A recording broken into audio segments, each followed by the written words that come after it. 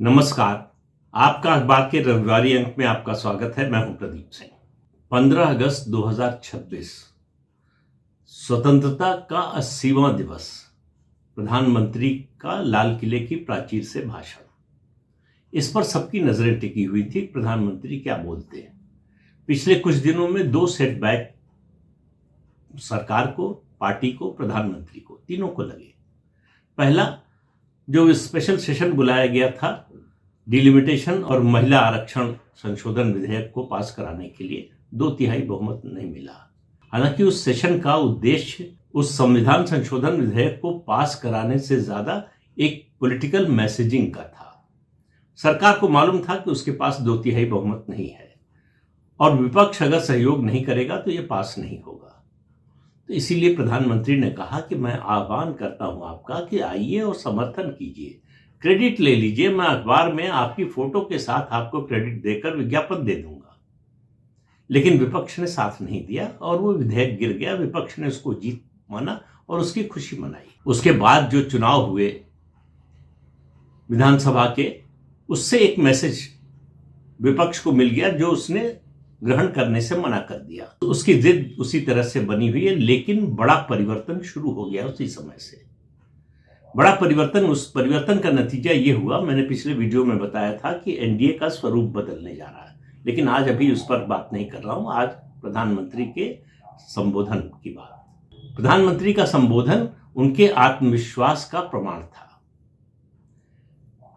जो कुछ हुआ जंतर मंतर पर, उससे पहले मैंने कहा स्पेशल सेशन में, उसका कोई झटका लगा है, कोई धक्का लगा है, उनके भाषण से बिल्कुल नजर नहीं आया। उनका सीधा संदेश था अपने समर्थकों को कि मैं कुछ गलत नहीं कर रहा हूं, मैं सही रास्ते पर चल रहा हूं और इसी रास्ते पर चलूंगा। पूरे भाषण में सारा जोर युवा वर्ग पर, केवल जेन जी नहीं, जेन अल्फा तक। उन्होंने कहा कि कॉमनवेल्थ गेम्स जो है होने वाले हैं हमारे यहाँ, और उसके बाद 2036 में हमारी कोशिश है कि ओलंपिक भी भारत होस्ट करे। उसके लिए जरूरी है 5 साल से 14 साल के बच्चों का एक टैलेंट हंट हो, उनको उनकी प्रतिभा की खोज की जाए और उनको ट्रेन किया जाए, और ये मेडल लाने में, देश का सम्मान बढ़ाने में बड़ी भूमिका निभाएंगे। उसके अलावा मैन्युफैक्चरिंग, उन्होंने कहा कि क्वालिटी से समझौता करके हम दुनिया में अपने मैन्युफैक्चरिंग का झंडा नहीं गाड़ सकते। स्केल का मतलब तभी होगा जब क्वालिटी होगी। तो क्वालिटी से कोई समझौता नहीं होना चाहिए। और मालूम है सबको कि जो है कई देशों से भारत FTA कर चुका है, फ्री ट्रेड एग्रीमेंट कर चुका है, ब्रिटेन से हो चुका है और वो लागू हो चुका है। यूरोपियन यूनियन से होने वाला है, जिसको अब मदर ऑफ ऑल डील्स कहा गया। उससे बहुत बड़ा परिवर्तन होने वाला है। लेकिन उस परिवर्तन का लाभ हमको तभी मिलेगा जब हमारी मैन्युफैक्चरिंग की क्वालिटी का डंका बजेगा। फिर उन्होंने बताया कि अलग अलग क्षेत्रों में उनकी सरकार ने क्या किया है। डिफेंस सेक्टर में, मैन्युफैक्चरिंग में उनका 50 गुना एक्सपोर्ट बढ़ गया है।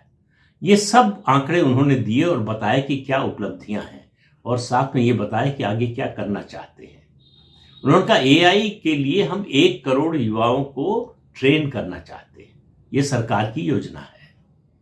इसके अलावा सबसे बड़ा हमला मेरी नजर में उन्होंने किया, ये जो कोचिंग माफिया है उस पर। बिना कोचिंग माफिया का नाम लिए हुए, बिना कोचिंग माफिया की ओर इशारा किए हुए उन्होंने कहा कि सरकार का जो इलेक्ट्रॉनिक इंफ्रास्ट्रक्चर है, उसके जरिए सरकार युवकों को कॉम्पिटिटिव एग्जाम्स के लिए free coaching, free online coaching सुविधा उपलब्ध कराएगी। ये इतना बड़ा परिवर्तन होगा। इससे पहली बात तो ये कि जो टीचर्स हैं, बड़ी संख्या में ऐसे टीचर्स को जॉब मिलेगी, नौकरी मिलेगी। छात्रों को और उसके साथ साथ अभिभावकों को जो कोचिंग के खर्च का बोझ था, उससे छुटकारा मिल जाएगा। जो गरीब बच्चे हैं या कम संसाधन संपन्न हैं, वो कोचिंग सेंटर्स में नहीं जा सकते थे, बड़ी फीस नहीं दे सकते थे, उनको जो उसका नुकसान होता था वो खत्म हो जाएगा। ये फ्री कोचिंग अवसर के नए द्वार खोलेगी युवाओं के लिए।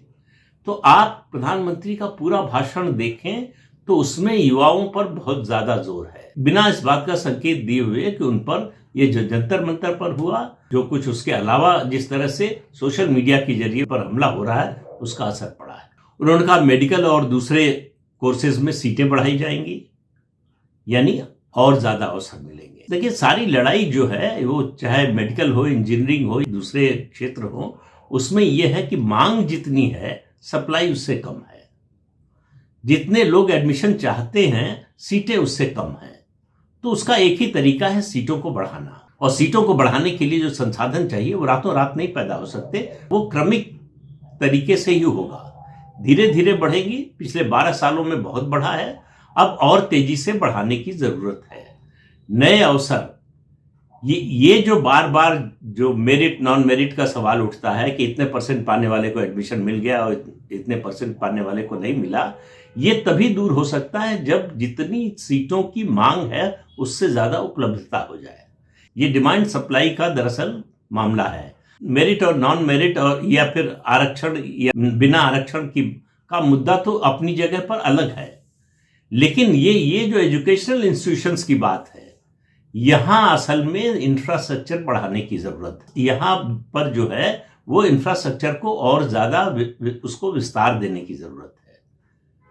तो प्रधानमंत्री ने यह संदेश दिया है कि हमारी नजर इस समस्या पर है, हम इस समस्या को हल करने का प्रयास कर रहे हैं। फिर उन्होंने एक बड़ा संदेश जो इस भाषण के जरिए दिया कि ये जो गालीबाज हैं, चाहे वो जंतर मंतर वाले हों और चाहे राहुल गांधी जैसे लोग हों, इनकी बातों का मेरे ऊपर कोई असर नहीं पड़ता, इनकी गालियों का कोई असर नहीं पड़ता। और ये कुछ भी कर ले, ये मुझे अपने स्तर पर नीचे घसीट कर नहीं ला सकते। मैं इनसे लड़ने के लिए तैयार नहीं हूं। अंग्रेजी कहावत है, उसका हिंदी अनुवाद यह है कि कभी सुअर से लड़ाई मत लड़ो, क्योंकि सुअर से लड़ाई लड़ोगे तो तुम गंदे हो जाओगे और सुअर को उसमें मजा आएगा। हालांकि प्रधानमंत्री ने यह बात नहीं बोली, लेकिन उसका मतलब यही था कि मैं इस गंदगी में उतरने को तैयार नहीं हूं। मुझे मालूम है कि 2047 में भारत को विकसित भारत बनाने के लक्ष्य को हासिल करने के लिए क्या करना है, और उस रास्ते पर चल रहा हूं। और उसके अलावा जो दूसरा संदेश दिया कि ये चाहे दीपके हो चाहे राहुल गांधी हो, ऐसे लोगों को मैं अपना दुश्मन मानने लायक भी नहीं समझता। आदमी अपने दुश्मन पर पलटवार करता है, हमला करता है, उससे लड़ाई करता है। प्रधानमंत्री ने कहा कि ये इस योग्य नहीं है, इनकी ये क्षमता नहीं, योग्यता नहीं है कि मैं इनको अपना दुश्मन भी समझूं। दोस्ती की तो बात ही अलग है। और ये लोग जिस तरह से काम कर रहे हैं उससे अपने को ही एक्सपोज कर रहे हैं। ये अपनी कुंठा से, ये अपनी हताशा से एक दिन खुद ही राजनीतिक और सार्वजनिक जीवन से बाहर हो जाएंगे। ये ऐसे लोग हैं जिनको मारने की जरूरत नहीं है, लेकिन आप पूरे भाषण पर नजर डालें तो एक जो थीम उभर कर आती है कि कॉकरोचों पर हिट का छिड़काव हो गया है, स्प्रे हो गया है। अब ये कॉकरोच कोई जल्दी खत्म हो जाएगा, कोई थोड़ी देर सरवाइव करेगा, कोई थोड़ा ज्यादा समय लेगा। लेकिन सबसे बड़ी बात यह है कि आप किसी समस्या को हल तभी कर सकते हैं जब आपको समस्या समझ में आ जाए। तो प्रधानमंत्री ने देश के लोगों को और खासतौर से अपने समर्थकों को यह संदेश दिया कि मैं समस्या को समझ रहा हूं और उस समस्या को हल करने का प्रयास कर रहा हूं, और उस प्रयास में मैं सफल होऊंगा, ये मुझे विश्वास है। इसमें कोई कंफ्यूजन नहीं है। तो कंफ्यूजन नहीं है तो रास्ता स्पष्ट है, लेकिन ऐसा नहीं है कि कंफ्यूजन नहीं है तो रास्ते की बाधाएं नहीं है। रास्ते की बाधाएं, अब ये मैं प्रधानमंत्री के भाषण से थोड़ा सा अलग जाके कह रहा हूं, रास्ते की बाधाएं सबसे ज्यादा अंदरूनी है। अंदर जिस तरह का सिस्टम है, जिस तरह के लोग सिस्टम में बैठे हैं, उनकी सफाई किए बिना प्रधानमंत्री का लक्ष्य हासिल करना जो है वो मार्ग निष्कंटक नहीं होगा। ऐसे लोगों की पहचान और ऐसे लोगों को हटाना, ऐसे लोगों को सिस्टम से बाहर करना, तभी ये मार्ग प्रशस्त होगा आगे बढ़ने का। कि प्रधानमंत्री की अपील का कुल मतलब ये था कि सब कुछ ठीक चल रहा है और बहुत बड़े परिवर्तन आने वाले दिनों में होने वाले हैं। कुछ परिवर्तन तात्कालिक रूप से होंगे, कुछ जो है मध्यकाल में होंगे, कुछ दीर्घकाल में होंगे, और उन सब पर काम चल रहा है। सिर्फ उनकी मतलब अघोषित अपील थी कि मैं अपना धैर्य नहीं खो रहा हूं, आप भी अपना धैर्य मत खोइए। जब तक आपका धैर्य है तब तक मेरी जीत है। जिस दिन आपका धैर्य खत्म होगा उस दिन मेरी हार हो जाएगी। और मेरी हार का मतलब मेरी व्यक्तिगत हार नहीं, देश की हार। क्योंकि 2047 में भारत को अगर विकसित भारत बनाना है तो ये नरेंद्र मोदी नाम के व्यक्ति की कोई उपलब्धि नहीं है, नरेंद्र मोदी नाम के व्यक्ति का लक्ष्य नहीं है, ये इस देश के प्रधानमंत्री का और इस देश के 140 करोड़ लोगों के सपने का लक्ष्य है। वहां तक पहुंचना, दुनिया को बताना कि हम सब कुछ कर सकते हैं। इसलिए उन्होंने लगातार जोर दिया आत्मनिर्भरता पर। फिर उन्होंने जिक्र किया एनर्जी क्राइसिस की कि उससे कैसे निकले हम। एनर्जी क्राइसिस के समय दुनिया में हाहाकार मचा हुआ था। भारत ने इसको जिस तरह से डील किया, हमने जिस तरह से अपनी एनर्जी रिक्वायरमेंट को डाइवर्सिफाई किया और उसके अलावा आत्मनिर्भर बनने की कोशिश कर रहे हैं। उन्होंने कहा कि हम चाहते हैं कि जो दुनिया के जो 5 बड़े बैंक हैं उनमें एक भारत का भी बैंक, दुनिया की जो 5 बड़ी रेटिंग एजेंसीज हैं उनमें एक भारत का की भी हो, दुनिया की जो 5 फार्मा कंपनियां हैं उनमें एक भारत की भी हो, जो फॉर्च्यून 500 में कंपनियां हैं उनमें कम से कम 50 भारत की हो। ये लक्ष्य हम हासिल करेंगे, ये लक्ष्य लेकर चलेंगे तो विकसित भारत का सपना पूरा होगा, तब विकसित भारत का लक्ष्य साध पाएंगे। तो इस भाषण के जरिए प्रधानमंत्री ने न केवल अपनी 12 साल की उपलब्धियों का लेखा जोखा पेश किया, बल्कि बताया कि भविष्य का रोड मैप क्या है। वो केवल उपलब्धियों की बात नहीं करते, उनकी विशेषता उनकी राजनीति की ये है कि वो अपना विजन भी बताते हैं, भविष्य का रोड मैप भी बताते हैं। उन्होंने कहा दुनिया में एक समय बड़े जोर शोर से ग्लोबलाइजेशन की बात होती थी, आज लोग ग्लोबलाइजेशन शब्द ही भूल गए हैं। जैसे दुनिया का हर देश अपने को आत्मनिर्भर बनाने की कोशिश कर रहा है, अपने बल पर खड़ा होने की कोशिश कर रहा है, और भारत ये काफी समय से कर रहा है, कम से कम 12 साल से तो कर ही रहा है, और उसके नतीजे दिखाई देना शुरू हो गए हैं। हम 12 साल पहले अपनी ऊर्जा जरूरतों के लिए जितना विदेशी संसाधनों पर, विदेशों पर निर्भर थे, आज उतना नहीं है। आत्मनिर्भर नहीं हुए हैं, लेकिन हमारी निर्भरता जो है वो कम हुई है और आत्मनिर्भरता हमारी बढ़ती जा रही है। चाहे वो डिफेंस का सेक्टर हो, चाहे मैन्युफैक्चरिंग का सेक्टर हो। अभी ये प्रधानमंत्री के भाषण में नहीं था, लेकिन अभी जुलाई का जो आंकड़ा आया है, एक्सपोर्ट हमारा जो है 19.6% बढ़ गया है। जो विदेशों में भारतीय रहते हैं, खासतौर से खाड़ी के देशों में, ये डर था कि इस युद्ध के कारण, अमेरिका ईरान के युद्ध के कारण जो है खाड़ी के देशों से जो रेमिटेंस आता है, पैसा आता है, विदेशी मुद्रा आती है, वो कम हो जाएगी। उसका उल्टा हुआ है, बढ़ गया है। $20 बिलियन आया है इन कुछ दिनों में, कुछ महीनों में। उसके अलावा FCNR अकाउंट के जरिए जो बैंकों ने जुटाया है, RBI ने जुटाया है, वो करीब 22 से 30 बिलियन डॉलर का है। तो भारत का विदेशी मुद्रा भंडार इस क्राइसिस के समय बढ़ रहा है, और ये केवल इसलिए कि लोगों को भारत की शक्ति में भरोसा है, भारत के इनोवेटर्स में भरोसा है। जिस तरह का इनोवेशन भारत में हो रहा है, स्टार्टअप, यूनिकॉर्न जो बन रहे हैं दुनिया में, हम एक उदाहरण के रूप में दुनिया के सारे देशों के सामने है। हमारा जो डेमोग्राफिक डिविडेंड है वो हमको आगे ले जा रहा है बाकी देशों से। पिछले कुछ सालों में 2-3 बड़ी क्राइसिस झेली, पूरी दुनिया ने झेली, भारत नहीं। कोरोना शताब्दी की सबसे बड़ी महामारी, उसके बाद रूस यूक्रेन युद्ध, उसके बाद अब अमेरिका ईरान का युद्ध। इन सब के बावजूद भारत आज भी दुनिया की सबसे तेजी से बढ़ती अर्थव्यवस्था है। उन्होंने कहा लोग अपने संसाधनों का वेपनाइजेशन कर रहे हैं। जिसके पास तेल है वो तेल का, जिसके पास फर्टिलाइजर है वो फर्टिलाइजर का, जिसके पास मेटल्स और मिनरल्स है वो उसका। तो इस वेपनाइजेशन से हमको निपटने की जरूरत है। उसके लिए आत्मनिर्भरता जरूरी है, उसके लिए इनोवेशन, उसके लिए नई टेक्नोलॉजीज की जरूरत है। जिस तरह से हमने फिनटेक में किया, दुनिया में उदाहरण बन गए हैं। आज हमारे पेमेंट सिस्टम का, UPI का पूरी दुनिया में डंका बज रहा है। तमाम विकसित देश उसको अपनाना चाहते हैं।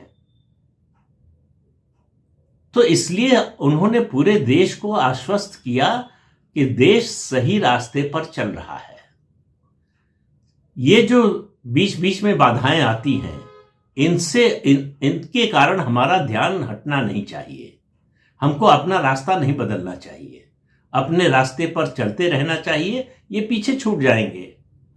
एक बात जो लग रही थी कि वो संविधान संशोधन बिल विशेष सत्र में गिर गया, उसके बाद ये जंतर मंतर में जो हुआ, उससे सरकार को बहुत बड़ा सेटबैक लगा है। सरकार को कॉम्प्रोमाइज करना पड़ा, अपने मंत्री से इस्तीफा दिलवाना पड़ा। इस सब का सरकार के मनोबल पर, खासतौर से प्रधानमंत्री के मनोबल पर बड़ा भारी असर पड़ा है। उन्होंने कहा ऐसा कुछ नहीं हुआ है, ये टेम्परेरी सेटबैक हैं। और ऐसे सेटबैक जो है इस रास्ते में, जिस रास्ते पर हम चल रहे हैं, आते रहेंगे। और ये आप मानकर चलिए कि दुनिया का कोई ऐसा देश नहीं है जो भारत को बढ़ता हुआ देखना चाहे, और ऐसे देशों की कमी नहीं है जो चाहते हैं कि भारत की प्रगति रुके। ये मैं प्रधानमंत्री के भाषण से अलग बात कह रहा हूं, और ये दिखाई दे रहा है। ये मतलब कोई सीक्रेट बात नहीं है, ये दिखाई दे रहा है। ये दुनिया के देशों को परेशानी हो रही है। आपको याद होगा अमेरिकी मंत्री का वो बयान कि हम वो गलती नहीं करेंगे जो चाइना के साथ की, हमने चाइना को बढ़ने दिया, आज वो हमारे लिए चुनौती बन गया है, हम भारत को उस तरह से नहीं बढ़ने देंगे कि एक दिन वो हमारे लिए चुनौती बन जाए। यही है मूल समस्या। भारत की प्रगति को रोकने के लिए इतने लोग लगे हुए हैं। ऐसे में अगर भारतवासी साथ नहीं देंगे तो हमारे दुश्मन सफल हो जाएंगे। तो इस बात को समझने की जरूरत है कि देश की जरूरत क्या है, मोदी की जरूरत क्या है, भाजपा की क्या है, भाजपा की सरकार की क्या है। ये सब बातें गौड़ है। मुख्य है कि देश की जरूरत क्या है, देश की तरक्की किस बात में है, देश का विकास किस बात पर निर्भर है, वहां ध्यान देने की जरूरत है। आज टेक्नोलॉजी हो या एग्रीकल्चर हो, डिफेंस हो, सर्विस सेक्टर हो, मैन्युफैक्चरिंग हो, कोई ऐसा सेक्टर नहीं है जहां हम पहले से बेहतर नहीं कर रहे हैं और जहां और ज्यादा बेहतर करने की गुंजाइश नहीं है। इसलिए अपॉर्चुनिटीज जो हैं वो अपार हैं।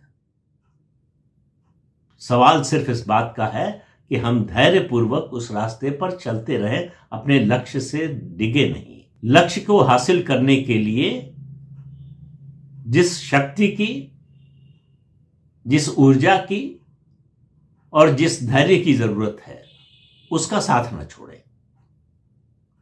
तो प्रधानमंत्री का लाल किले की प्राचीर से यह भाषण जितना प्रभावशाली था, उसको और ज्यादा प्रभावशाली देखिए, कंट्रास्ट जब खड़ा होता है तब बात समझना ज्यादा आसान हो जाता है। जो कुछ हुआ दिल्ली में कांग्रेस के मुख्यालय में, कांग्रेस पार्टी का और खासतौर से गांधी परिवार का सनातन धर्म के प्रति, हिंदुओं के प्रति, भारत की संस्कृति के प्रति जो घृणा का भाव है वो पूरी तरह से खुलकर सामने आ गया। वीडियो के सामने राष्ट्रगीत बज रहा था, वंदे मातरम। दूसरे पद के बाद जैसे तीसरा पद बजना शुरू हुआ, राहुल गांधी ने पहले देखा खड़गे जी की ओर, ये क्या हो रहा है। सोनिया गांधी ने देखा, किसी को बुलाया, शायद सेवा दल के किसी पदाधिकारी को बुलाया कि ये क्या हो रहा है। गुस्से में दिखाई दे रही थी कि कैसे पूरा बज रहा है। रुकवाने की कोशिश की तो सुनाई तो नहीं दिया, लेकिन ऐसा लगता है कि सेवा दल के जिस पदाधिकारी से कहा, उसने कहा होगा कि इसको रोक नहीं सकते बीच में रोकने का मतलब है कानून का उल्लंघन। इसको पूरा बजाना अब कानूनी रूप से अनिवार्य है। अगर आप इसको बीच में रोकते हैं, व्यवधान डालते हैं या इसका असम्मान करते हैं, तो आपको कम से कम 3 साल की सजा और जुर्माना या दोनों हो सकता है। इसके बाद बजा पूरा। लेकिन रोकने की कोशिश सोनिया गांधी ने सबसे ज्यादा, राहुल गांधी और खड़गे तीनों ने की। और कांग्रेस की जो सफाई आई उसके बाद, वो तो निहायत हास्यास्पद। जयराम रमेश ने कहा कि खड़गे जी बहुत देर से खड़े थे, सोनिया जी कह रही थी कि उनको कुर्सी दे दीजिए। मतलब कुल मिलाकर 5 मिनट से भी कम है राष्ट्रगीत और राष्ट्रगान के गायन में। 5 मिनट खड़गे जी खड़े नहीं हो पा रहे थे। और ये बात सोनिया गांधी को उसी समय याद आई जब राष्ट्रगीत का तीसरा पद बजना शुरू हुआ। तो आपको याद होगा कि संसद में जब ये बिल पेश हुआ था तो कांग्रेस पार्टी ने इसका समर्थन नहीं किया था, वॉकआउट किया था। किस लिए? और इसका इतिहास देखिए, ये 1937 में तय हुआ कि पूरा जो है राष्ट्रगीत नहीं बजेगा, वंदे मातरम पूरा नहीं बजेगा, जो उसके 6 पद है सब नहीं बजेंगे, सिर्फ 2 बजेंगे। क्यों? नेहरू ने कहा कि इससे हमको मुस्लिम लीग को साथ लाने में मदद मिलेगी, यानी वोट बैंक। उस समय था आज भी है। क्यों नाराजगी थी? कि पूरा राष्ट्रगीत बजने से मुसलमानों का वोट जाने का डर है, मुसलमान हमसे नाराज हो सकता है। तो भारतीय संस्कृति, भारत के राष्ट्रगीत के सम्मान से कोई मतलब नहीं है कांग्रेस पार्टी को, गांधी परिवार को। मुसलमानों के वोट से, मुस्लिम तुष्टीकरण से, ये जो है आजादी के पहले से कांग्रेस करती आ रही है और आज भी उसी रास्ते पर चल रही है। तो फर्क साफ है। एक तरफ राष्ट्रवाद, सांस्कृतिक राष्ट्रवाद, भारतीय संस्कृति का सम्मान बढ़ाने का प्रयास, और दूसरी तरफ राष्ट्रवाद के खिलाफ, भारतीय संस्कृति के खिलाफ, हिंदू प्रतीकों के खिलाफ, हिंदुओं के खिलाफ जो जहर भरा हुआ है गांधी परिवार कांग्रेस के मन में, वो बार बार फूटकर सामने आता है। निर्णय हमारा आपका है कि हम किसको सही मानते हैं, किसको गलत मानते हैं। तो इस अंक में इतना ही। अगले अंक में फिर मिलेंगे किसी नए मुद्दे के साथ। तब तक के लिए अनुमति दीजिए। नमस्कार।